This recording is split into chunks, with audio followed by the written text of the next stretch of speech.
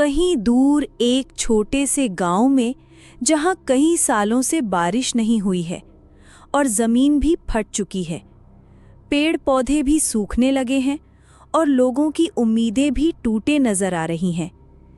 इस गांव में एक रामू नाम का किसान रहता है जो बहुत गरीब होता है। अचानक एक दिन हल्के आंधी चलने लगी। उसी दिन सूखी मिट्टी भी उड़ती नजर आई। फिर भी रामू थके हालत में बोलता है, मिट्टी तो रेत बन गई है, न बैल में जान बची है ना ही मुझ में। रामू ये बोलकर घर चला जाता है। रामू का सोहन नाम का एक लड़का होता है जो उत्साहित होकर माँ से इस बार भी मेला जाने के लिए बोलता है। तो सोहन की माँ हल्का मुस्कुराहट और प्यार से बोलती है, पहले खेत में हरियाली तो आने दो बेटा, उसके बाद मेला भी घुमाएंगे। हाँ।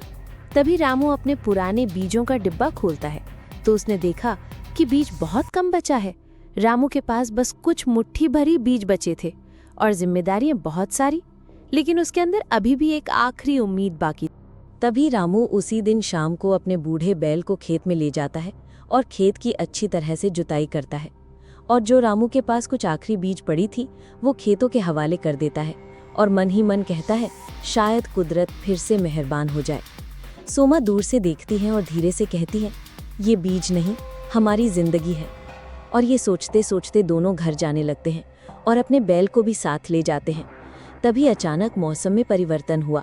आकाश में बादल छा गए और बिजली चमकने लगी। तभी रामू और उसकी पत्नी सोमा घर पहुंच गए। जैसे ही दोनों घर पहुंचे, बारिश की बूंदें गिरने लगीं। तभी रामू का लड़का सोहन घर से बाहर आया और अपने मम्मी पापा को खुशी से चिल्लाते हुए बोला, देखो माँ, बारिश आ गई। सब घर से बाहर दौड़ते हैं और बारिश में भीगते और नाचते दिखाई देते हैं। कुदरत को शायद किसानों की मेहनत पर रहम आ गया था। बारिश की बूंदों ने खेतों में जान फूंक दी और सूखी जमीन पर हरियाली लौटने लगी। अगले दिन सुबह घरों से बाहर निकले तो खेतों की शुद्ध हवा और पक्षियों की चहचहाहट, बैल की घंटियां, ये सब सुनकर देखकर मन शांत हो गया। तभी रामू मुस्कुराते हुए बोला, इस बार की फसल से मेला तो पक्का चलेंगे सोहन बेटा। सोहन हंसते हुए बोला, मैं नए जूते भी लूंगा।